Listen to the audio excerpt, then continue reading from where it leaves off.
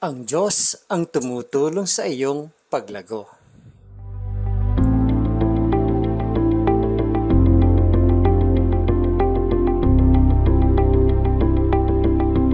Kamusta po kayo?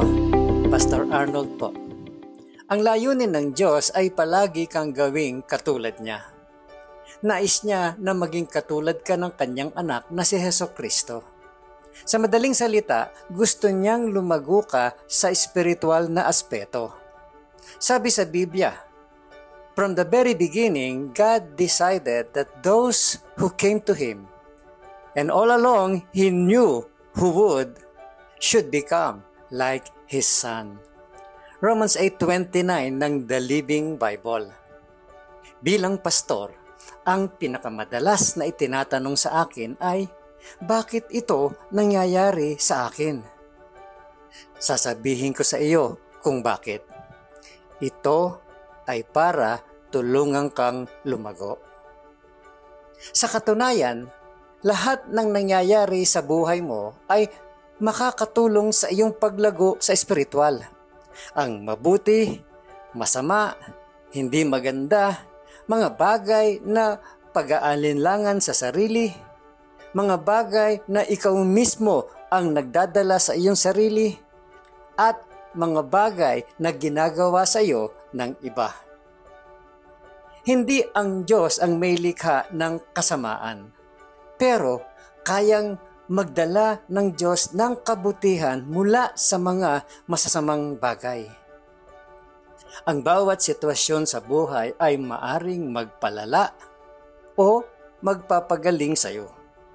Ikaw ang pipili kung paano ka tutugon. Sa halip na magtanong ng Diyos, bakit ito nangyayari sa akin?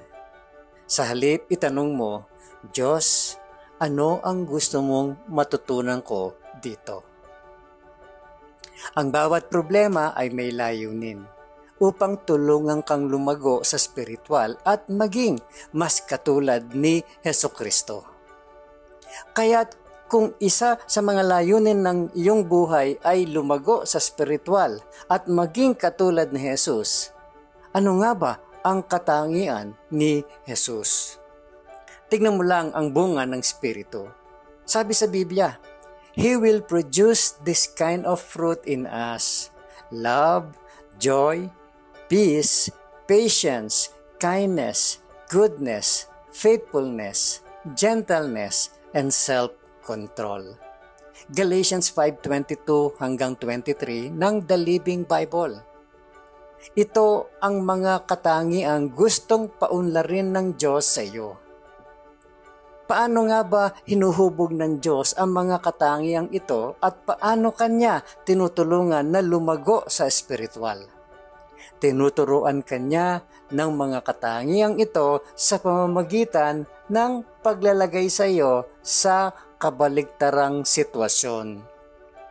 Tinuturuan Kanya ng pag-ibig sa pamamagitan ng paglalapit sa mga taong mahirap mahalin. Tinuturuan Kanya ng kagalakan sa gitna ng kalungkutan. Tinuturuan ka ng Diyos ng kapayapaan kapag napapalibutan ka ng kaguluhan. Tinuturuan ka ng Diyos ng pagtitiis kapag parang napakabagal ng takbo ng mga bagay. Tinuturuan ka ng Diyos ng mga katangiang ito sa buong buhay mo at magpapatuloy ito habang buhay.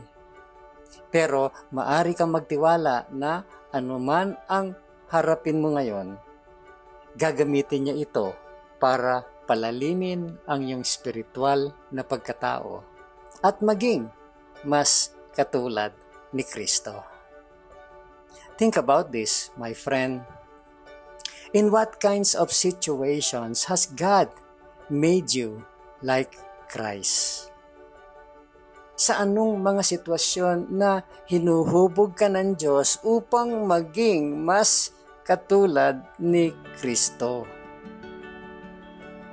Ang pangalawa, why do you think so many Christians remain spiritually immature? Bakit sa tingin mo maraming Kristiyano ang nananatiling spiritual na immature. Just think about that. At ang panghuli, what priority does spiritual growth have in your life? How might your priorities need to change? Ano ang priority na ibinibigay mo sa spiritual na paglago sa iyong buhay? At paano mo mababago ang iyong mga priorities? Ito po si Pastor Arnold Adriano. At ang encouragement na ito ay hatid sa inyo ng Malabon Community Church. Have a great day, my friend. At huwag mong kakalimutan kung sino ang gumawa ng araw na ito.